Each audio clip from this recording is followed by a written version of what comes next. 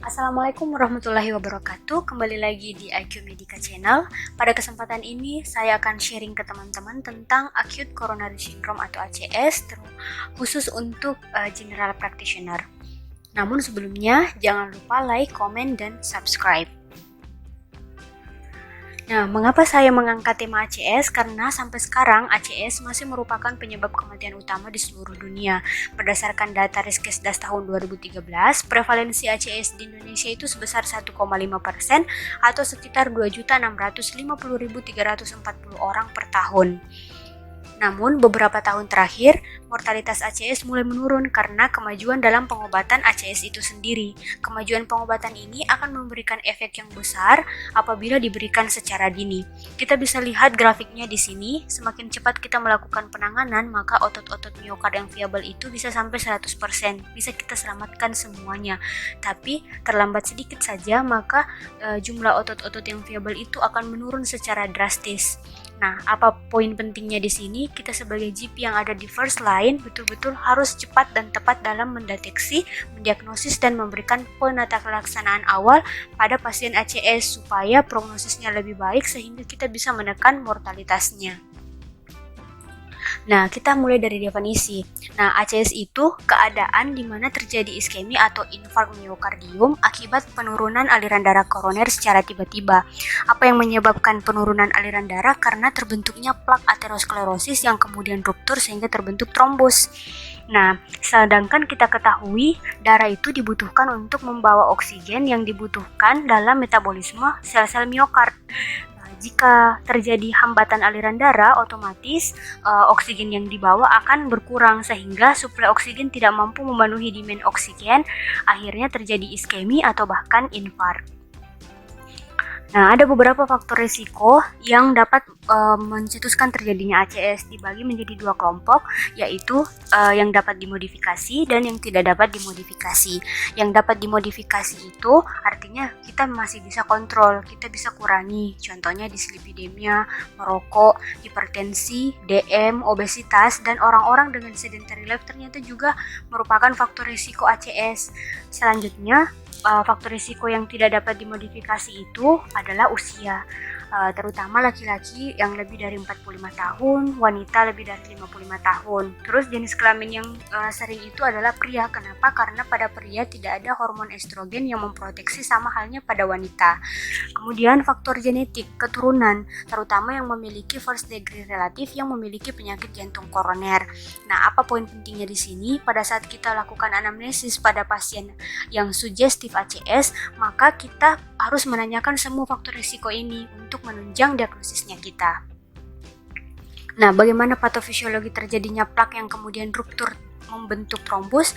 Nah, dinding pembuluh darah itu kan terdiri dari tunika intima, tunika media, dan tunika adventitia. Nah, di bagian dalam tunika intima ini yang paling dekat dengan aliran darah itu ada lapisan barrier, namanya lapisan endotelium, sel-sel endotel. Nah, ketika endotel ini mengalami disfungsi, maka permeabilitas pembuluh darah akan meningkat. Pada keadaan apa? Seperti pada perokok, pasien DM, semua itu zat-zat prooksidatifnya meningkat sehingga terjadi disfungsi endotel yang menyebabkan permeabilitas darah meningkat.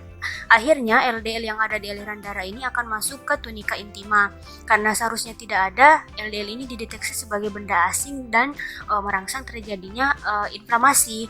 Akhirnya sel endotel ini akan memanggil polisi yang ada di aliran darah seperti monosit ini untuk memakan si biang keroknya ini, si LDL ini. Akhirnya makrofag dimakan, bukan makrofagnya memakan LDL-nya, kemudian terbentuklah foam cell. Nah, foam cell ini kemudian tidak sampai di situ, foam cell ini kemudian memanggil bala bantuan lagi dari tunika media, yaitu sel-sel otot polos. Nah, sel-sel otot polos ini kemudian masuk ke tunika media, kemudian mengelilingi si inti yang kaya akan lipid ini, membentuk jaringan fibrin. Kemudian terbentuklah fibroskep. Fibroskep inilah yang menentukan terjadinya ruptur atau tidak untuk membentuk trombus. Nah, jika terjadi ruptur, inti ini akan keluar ke aliran darah dan akan membentuk trombus karena dia sifatnya protrombotik. Jadi dia menyebabkan adesif pada platelet. Nah, Berarti kalau terbentuk plak aterosklerosis itu sebenarnya tidak bahaya. Yang bahaya kalau plaknya ruptur, karena itulah yang menyebabkan terbentuknya trombus. Apa saja yang mempengaruhi plak bisa ruptur itu kalau misalkan sel endotelnya mengalami disfungsi yang berat, itu juga termasuk faktor yang menyebabkan rupturnya si plak aterosklerosis ini. Makanya orang-orang dengan DM, obesitas, perokok, semua itu harus dikontrol. Sampai di sini paham ya teman-teman? Lanjut. Nah, ACS itu kan ada dua, ada ST-ACS dan ada NST-ACS. Kalau dari segi oklusinya, ST-ACS itu sudah oklusi total, trombusnya sudah menyumbat total lumen pembuluh darah koroner. Sedangkan kalau NST-ACS dia oklusi parsial. Nah, dari gambaran EKG, kalau ST-ACS itu memberikan gambaran ST elevasi, sedangkan NST-ACS bisa ST depresi atau versi gelombang T. Nah, kalau biomarker jantung itu meningkat adalah petanda infark ya. Jadi kalau misalkan dia STEMI, berarti sudah meningkat biomarkernya. Nah, apakah ada keadaan di mana EKG-nya ST elevasi tapi biomarkernya normal? Itu contohnya pada transmittal angina, karena penyebabnya bukan trombus yang mengoklusi total, tapi vasokonstriksi pembuluh darah. Sehingga kalau pasien sudah diberikan agen vasodilator, nyeri dadanya hilang, ST elevasinya juga akan resolve tanpa peningkatan biomarker jantung. Sedangkan untuk yang NST-ACS, biomarkernya juga bisa meningkat, bisa tidak. Karena pada NST-ACS itu ada yang infark, ada yang tidak infark. Yaitu kalau biomarkernya meningkat berarti sudah terjadi NSTEMI. Kalau masih normal berarti itu unstable angina pectoris. Nah, slide ini penting karena memberikan kita gambaran kalau pada penanganan ACS itu prinsipnya adalah time is muscle. Nah, arteri koroner itu kan sifatnya dia endararteri, jadi dia letaknya di dekat epikardium, kemudian memiliki cabang-cabang kecil sampai ke lapisan endokardium. Jadi kalau misalkan arteri koroner ini mengalami oklusi, maka yang paling rentan mengalami infark pertama duluan itu adalah lapisan endokardium. Nah, ini tahapannya. Jadi kalau misalkan terjadi iskemi akibat adanya oklusi, kalau misalkan dalam 20 menit tidak diatasi, sudah bisa terjadi infark di bagian endokardium, kemudian subendokardium, dan akhirnya terjadi infark the whole thickness of myocard, atau disebut iskemi transmural, itu pada ST-ACS. Kalau dia masih subendokardial itu NST-ACS. Jadi penting ya teman-teman, kita harus ingat penanganan ACS itu harus cepat dan tepat karena time is muscle. Sedikit terlambat maka otot-otot jantung sudah ada yang infark. Gitu. Lanjut ya. Nah, bagaimana mendiagnosis yang cepat dan tepat? Nah, ketika pasien datang ke IGD, biasanya pasien ACS itu sugestif ACS datang dengan nyeri dada dan nyeri dada kiri dan menjalar. Nah, pada saat itu kita langsung melakukan penanganan awal dan memberikan melakukan anamnesis dan pempis yang targeted. Nah, anamnesisnya itu tidak boleh anamnesis yang terlalu panjang, pempisnya juga tidak boleh head to toe yang targeted saja, karena ACS itu adalah diagnosis klinis, artinya dengan anamnesis saja 80-90% diagnosis sudah bisa ditegakkan. Jadi kita permantap anamnesisnya. Selain itu, pempis dilakukan hanya untuk mendeteksi komplikasinya dan menyingkirkan DD-nya. Jadi betul-betul yang targeted. Kemudian setelah itu kita lakukan pemeriksaan EKG dan diinterpretasi. Jadi dari pasien masuk ke IGD sampai diinterpretasi EKG-nya itu tidak boleh lebih dari 10 menit. Jadi dalam 10 menit pasiennya sudah harus dilakukan penanganan awal. Nah, sambil itu kita bisa minta hasil labnya. Jadi jangan tunggu hasil lab dulu baru lakukan penanganan awal. Salah, lakukan penanganan awal sambil kita minta pemeriksaan labnya. Gitu. Jadi poin pentingnya ACS itu diagnosis klinis. Jadi kita harus mantap di anamnesis dan pemfisnya yang targeted hanya untuk mendeteksi komplikasi dan menyingkirkan DD. Ya teman-teman. Nah, bagaimana anamnesis yang baik? Jadi tadi sudah dijelaskan kalau pasien ACS itu datang dengan nyeri dada sebelah kiri yang menjalar bisa ke lengan kiri, bisa ke leher, area interskapula, bahu, atau epigastrium. Kemudian biasa disertai dengan keringat dingin, mual, muntah, dan pingsan. Kenapa itu bisa terjadi? Nah, nyeri terjadi karena kan ACS itu keadaan iskemi, berarti suplai oksigen menurun, metabolismenya otomatis berubah jadi anaerob dan yang dihasilkan adalah laktat. Nah, laktat ini dia stimulus noxious, jadi dia akan merangsang free nerve ending sehingga pasiennya merasakan nyeri. Kemudian kenapa menjalar? Karena nyeri dada pada ACS itu kan tipenya dia nyeri visceral, nyeri organ dalam, berarti biasa disertai dengan trigger pain, berarti penjalaran ke regio kulit yang sesuai dengan dermatom si organ dalamnya itu. Dalam hal ini jantung itu dipersarafi oleh spinal cord setinggi C7 sampai T4, berarti penjalarannya itu sesuai dermatom C7 sampai T4. Jadi kalau misalkan yaitu itu tadi lengan kiri, leher, area intraskapula, bahu, dan epigastrium. Jadi kalau misalkan seorang pasien datang dengan nyeri dada kiri menjalar sampai ke pusat, berarti bukan, karena tidak sesuai dengan dermatomnya. Kemudian kenapa bisa terjadi mual dan muntah? Karena pada pasien ACS itu juga terdapat disfungsi otonom. Nah, kenapa bisa pingsan? Karena penurunan cardiac output. Nah, jantungnya kan otot jantungnya lemas, berarti pengumpaannya tidak optimal, otomatis cardiac outputnya juga menurun. Selain itu, terutama pada right ventricle infarct itu biasanya sering terjadi bradikardi yang menyebabkan cardiac output. Kenapa bradikardi? Nanti dijelaskan. Nah, lanjut ya. Nah, ini anamnesis yang targeted. Jadi yang pertama kita cari tahu onsetnya. Nah, nyeri dada pada ACS itu sifatnya akut dan crescendo. Kenapa crescendo? Tadi sudah dijelaskan, karena trombusnya semakin lama semakin membesar. Nah, cara mencari tahu onsetnya, jadi biasanya itu pasien datang ke IGD, kita anamnesis, nyerinya sejak kapan, Bu, Pak? Biasanya pasiennya menjawab, sudah lama sebenarnya dok, hilang timbul sekitar 2 minggu yang lalu. Tidak mungkin dong ACS bertahan 2 minggu. Nah, makanya kita cari tahu ini onsetnya kapan. Caranya kita tanyakan kapan nyeri dada terhebat yang disertai keringat dingin yang membuat bapak atau ibu berinisiatif datang ke IGD. Disitulah mulai onsetnya. Nah, kenapa kita harus tanyakan onset? Karena mempengaruhi pemilihan terapinya nanti, terapi definitifnya. Nah, terus provokasinya biasanya ya bisa terjadi pada saat aktivitas maupun pada saat istirahat. Kualitasnya biasanya nyerinya itu rasanya berat, seperti ditekan atau ditindih benda berat, tapi susah biasanya pasiennya mendeskripsikan. Kita tanya nyerinya seperti apa. Nah, karena pasiennya itu merasa nyeri dada yang dia rasakan ini baru pertama kali seperti itu, akhirnya pasiennya sering delay ke rumah sakit, dia tinggal dulu di rumah kerokan gitu. Nah, di sini perannya kita memberikan edukasi kepada pasien seperti apa nyeri yang khas ACS itu, nyeri dada yang seharusnya kita harus langsung ke IGD, tidak menunda-nunda gitu. Kemudian regio atau radiasi. Regio atau radiasi itu tadi sudah dijelaskan. Kemudian lokasinya itu diffuse. Kalau pasiennya kita suruh menunjukkan lokasi nyerinya dengan satu jari, pasien akan kesulitan gitu, karena memang lokasinya diffuse. Terus durasinya lebih dari 20 menit dan tidak hilang dengan istirahat. Gejala tambahan tadi seperti keringat dingin, mual, muntah, berdebar, sesak, dan pingsan, itu tadi sudah dijelaskan. Nah, kenapa tak berdebar? Karena terjadi peningkatan tonus daripada simpatis karena adanya adrenaline surge itu.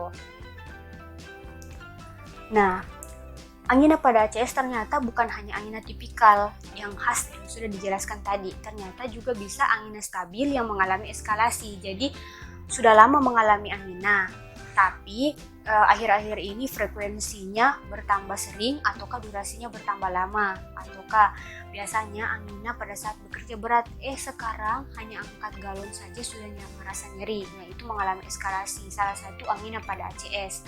Terus angina atipikal seperti apa itu? Jadi pasien ACS itu tidak selamanya datang dengan nyeri dada ke rumah sakit. Biasanya keluhannya berupa sesak napas, lemas, mual, muntah, nyeri epigastrium, atau hanya discomfort di dada. Biasanya itu terjadi pada pasien usia tua lebih dari 75 tahun atau wanita atau pasien diabetes. Nah, kalau pasiennya ini memenuhi kriteria seperti ini, karakteristiknya seperti ini, kita harus aware jangan sampai itu ACS. Nah, diagnosis banding. Nah, di anamnesis kita juga harus mencari tahu dedenya. Anak kita anamnesis untuk menyingkirkan si dedenya ini, dedenya yang juga nyeri dada yang sama-sama mengancam jiwa. Yang pertama emboli paru, kita tanyakan riwayat imobilisasinya, karena kan kita tahu faktor risiko trombosis itu adalah stasis darah. Nah, biasanya pada pasien-pasien immobile, contohnya apa? Post operasi panggul dan vertebra yang kebanyakan bed rest. Terus yang kedua, diseksi aorta, kita tanyakan nyerinya itu seperti disobek kah yang menjalar ke punggung dan sifatnya tiba-tiba. Terus kalau kita curiga pneumotoraks, kita tanyakan penyakit paru lamanya ada tidak atau riwayat trauma di dada. Gitu. Nah, nyeri dada yang non angina, jadi pasien datang yang nyeri dada, tapi ternyata non angina itu biasanya nyeri dadanya yang berkaitan dengan pernapasan, artinya proses inspirasi dan ekspirasi atau batuk yang mencetuskan dia nyeri. Itu biasanya nyeri dada yang berhubungan dengan masalah di pleura, nyeri dada pleuritik sifatnya tajam.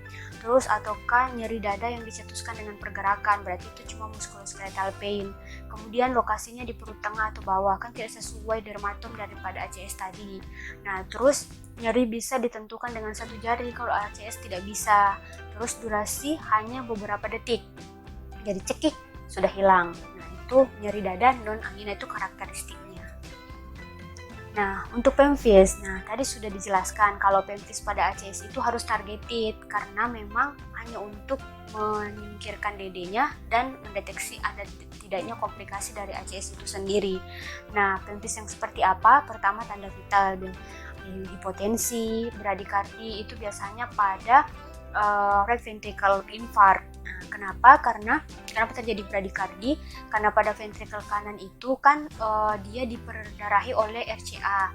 Nah, RCA ini ternyata juga memperdarahi SA node dan FI node. Sedangkan kita tahu SA node dan FI node itu yang mencetuskan listrik. Jadi kalau misalkan terjadi iskemi, kerja daripada SA node dan FI node ini tidak optimal, akhirnya terjadi bradikardi. Selain itu, pada right ventricle itu terdapat serabut-serabut saraf aferen yang mengatur sistem simpatis. Nah, simpatis kan gunanya meningkatkan heart rate. Kalau misalkan daerah ventrikal kanannya itu iskemi, maka simpatisnya akan menurun dan yang dominan adalah parasimpatis. Nah, parasimpatis kan berguna untuk menurunkan heart rate, akhirnya bradikardi. Selain itu, pada tanda vital, kita juga bisa menyingkirkan DD diseksi aorta dengan melakukan pengukuran tekanan darah pada kedua tangan. Kalau perbedaan tekanan sistoliknya 15 mm air raksa, maka itu curiga diseksi aorta. Pemvis kedua, auskultasi jantung. Kalau kita tiba-tiba mendengarkan S3 galau, berarti itu sudah terjadi komplikasi gagal jantung. Kalau kita tiba-tiba mendengarkan murmur pansistolik pada lower left sternal border, maka itu sudah terjadi ruptur septum ventricle. Ceritanya septum ventricle ini iskemi, akhirnya lemah dan mudah ruptur. Ruptur akhirnya aliran darah terjadi dari LV ke RV, karena pada fase sistolik memang tekanan LV itu lebih besar dibanding RV. Nah, sehingga aliran darahnya menyebabkan terjadi murmur pansistolik di daerah septum ventricle itu atau di lower left sternal border. Terus, ataukah kita tiba-tiba dengar murmur regurgitasi aorta, berarti itu ada diseksi aorta.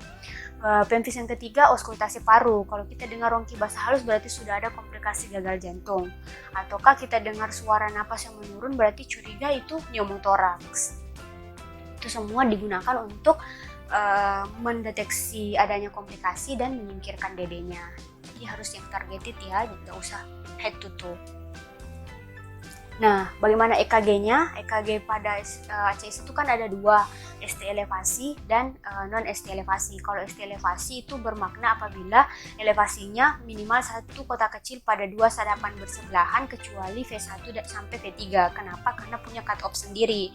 Pada pria lebih dari sama dengan 40 tahun harus minimal 2 kotak kecil. Kalau kurang dari 40 tahun minimal 2,5 kotak kecil. Kalau pada perempuan minimal 1,5 kotak kecil. Atau adanya new onset LGBB. Nah, pada STEMI kalau misalkan pasiennya datang kemudian kita EKG, kita curiga nih STEMI, ternyata EKG-nya normal. EKG-nya normal atau tidak ada perubahan. Jangan langsung suruh pulang pasiennya. Nah, 10 menit kemudian kita bisa evaluasi kembali karena memang STEMI itu punya evolusi pada gambaran EKG-nya. Dia tidak langsung ST elevasi. Awalnya cuman hyperakut T-wave. Jadi gelombang T-nya tinggi sekali seperti ini. Nanti minutes 2 hours later baru muncul sedikit ST elevasi, lalu kemudian ST elevasi. Nah, nanti hours 2 days later sudah terbentuk QF. Nah, QF ini dia bisa persisten meskipun ST elevasinya sudah resolve. Makanya QF ini adalah pertanda infark lama. Jadi poin pentingnya jangan langsung suruh pulang pasiennya, kita tunggu dulu evaluasi kembali, jangan sampai sudah terbentuk evolusi daripada STEMI-nya. Oke. Ingat ya teman-teman, jangan langsung suruh pulang. Oke, nah ini kenapa kita harus tahu lokasi atau sadapan yang mana yang mengalami ST elevasi, karena itu penting dalam penentuan letak infark. Kenapa penting kita harus menentukan letak infarknya? Karena itu mempengaruhi pemilihan pengobatannya. Tuh.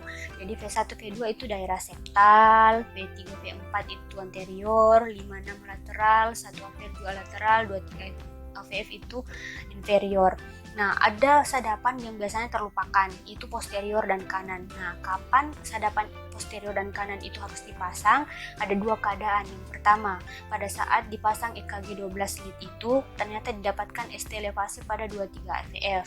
Nah, maka kanan dan posterior juga harus dipasang. Kenapa? Karena daerah inferior jantung itu kan diperdarahi oleh RCA. RCA juga memperdarahi ventrikel kanan dan daerah posterior. Jadi kalau misalkan terjadi infark pada bagian inferior berarti karena oklusi RCA. Kalau terjadi oklusi RCA berarti bisa jadi juga terjadi infark pada ventrikel kanan dan daerah posterior. Makanya harus dipasang sadapan posterior dan kanan. Selain itu, kalau pada STEMI kan ada gambaran resiprokal. Jadi seperti di cermin, bendanya kelihatan cekung di depan, di belakang dia terlihat cembung. Maka sama dengan EKG STEMI. Jadi kalau dia di anterior ada ST depresi, di belakang bisa saja ada ST elevasi. Makanya kalau kita dapatkan ada ST depresi pada V1, 2, 3, 4, maka pasang lead atau sadapan di bagian posterior, karena siapa tahu ada ST elevasi di situ. Ingat ya teman-teman, jangan lupakan lead posterior dengan kanan. Gitu. Ini tadi yang sudah dijelaskan. Nah, ternyata ST elevasi pada EKG itu tidak selalu karena STEMI. Jadi ada beberapa keadaan lain yang menyebabkan juga EKG-nya ST elevasi. Sebenarnya kalau pada STEMI itu ST elevasinya ciri khasnya itu dia bentuknya konveks, dia cembung. Nah, kalau misalkan tiba-tiba ada pasien datang untuk medical check up, kurus, atletis, kelihatan sehat, ternyata EKG-nya ST elevasi, kita lihat kalau ST elevasinya itu cekung seperti ini, atau setelah gelombang QRS-nya ada G-wave in-bloop kayak ini, berarti itu early repolarization. Kemudian perikarditis akut. Perikarditis akut itu biasanya ST elevasi pada semua lead, sedangkan ACS itu hampir tidak bisa ST elevasi pada semua lead karena kita tahu right coronary artery dan left coronary artery itu mempunyai kolateralnya masing-masing, jadi sulit untuk mengalami ST elevasi pada semua lead. Kemudian transmittal angina tadi sudah dijelaskan, disebabkan karena vasokonstriksi, sehingga kalau sudah diberikan agen vasodilator maka nyeri dadanya akan hilang dan ST elevasinya akan resolve. Itu contoh yang paling banyak terjadi. Nah, selanjutnya non ST elevasi, bisa gambarannya depresi segmen ST, inversi gelombang T, ataukah EKG-nya normal. Nah, depresi segmen ST itu bermakna kalau minimal setengah kotak kecil pada sadapan V1 sampai 3 atau minimal satu kotak kecil pada sadapan lainnya. Terus inversi gelombang T bermakna apabila minimal satu kotak kecil atau EKG-nya bisa normal. Itu kriteria dari non ST elevasi pada EKG ACS. Nah, ini depresi segmen ST. Jadi ada 3 bentuk, ada upsloping, downsloping, dan horizontal. Yang spesifik iskemi sebenarnya downsloping dan horizontal. Nah, begitu juga pada T inversi, sebenarnya dia tidak spesifik untuk iskemi, tapi biasanya indikator yang sering dipakai adalah T inversi yang simetrik. seperti ini, symmetric T-wave yang inversi begitu. Kemudian biomarker jantung. Kalau biomarker jantung itu yang paling sering kita minta adalah CKMB dan troponin. Sebenarnya ada yang lebih cepat terdeteksi, yaitu mioglobin, tapi tidak spesifik ke jantung, bisa juga di otot rangka. Makanya kita minta CKMB dan troponin saja. Nah, tapi CKMB dan troponin itu nanti 3-4 jam baru bisa terdeteksi.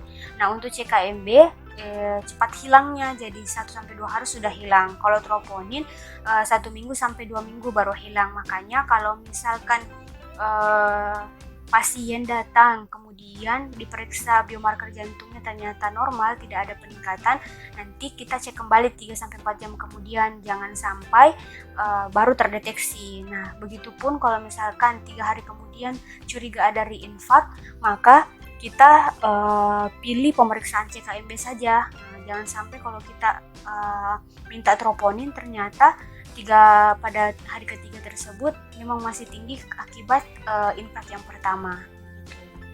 Jadi itu yang penting ya teman-teman.